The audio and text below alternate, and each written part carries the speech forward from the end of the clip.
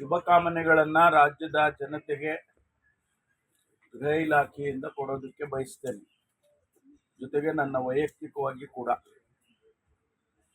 ಈ ಆಚರಣೆಯಲ್ಲಿ ಬಹಳ ಎಚ್ಚರಿಕೆಯಿಂದ ನಿಮ್ಮ ಸಂತೋಷವನ್ನು ಹಂಚಿಕೋಬೇಕು.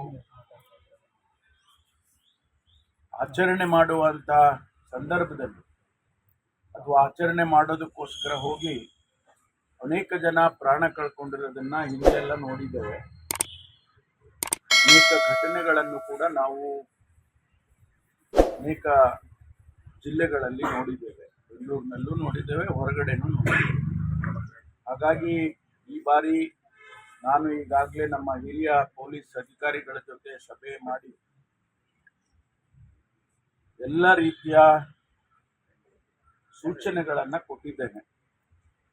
ವಿಶೇಷವಾಗಿ ಬೆಂಗಳೂರಿನಲ್ಲಿ ಸುಮಾರು 7-8 ಲಕ್ಷ ಜನ ಅವತ್ತು ಸೇರುವಂತಹದ್ದು ಹಿಂದೆ ಎಲ್ಲ ನಾವು ಗಮನಿಸಿದ್ದೇವೆ.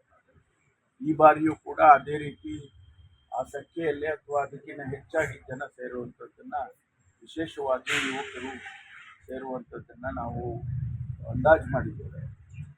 ಅದಕ್ಕಾಗಿ ಎಲ್ಲ ರೀತಿಯ ಕ್ರಮಗಳನ್ನು ಕೂಡ ಸಾವಿರಾರು ಜನ ಪೊಲೀಸ್ ಸಿಬ್ಬಂದಿಯನ್ನು ನೇಮಕ ಮಾಡಿ ಹಿರಿಯ ಅಧಿಕಾರಿಗಳನ್ನು ಕೂಡ ಜವಾಬ್ದಾರಿಯನ್ನು ಹಾಕಿ ಎಲ್ಲ ತಯಾರಿಯನ್ನು ಪೊಲೀಸ್ನವರು ಮಾಡಿಕೊಂಡಿದ್ದಾರೆ.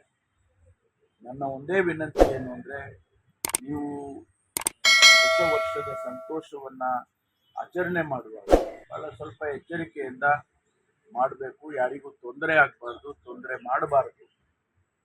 ಜೊತೆಗೆ ನಿಮ್ಮನ್ನು ನೀವು ರಕ್ಷಣೆ ಮಾಡ್ಕೊಳ್ಬೇಕು. ಹಾಗೆ ಅಂತ ಹೇಳಿ ನಾನು ಸಾರ್ವಜನಿಕರಲ್ಲಿ ವಿನಂತಿಯನ್ನು ಮಾಡ್ತೇನೆ.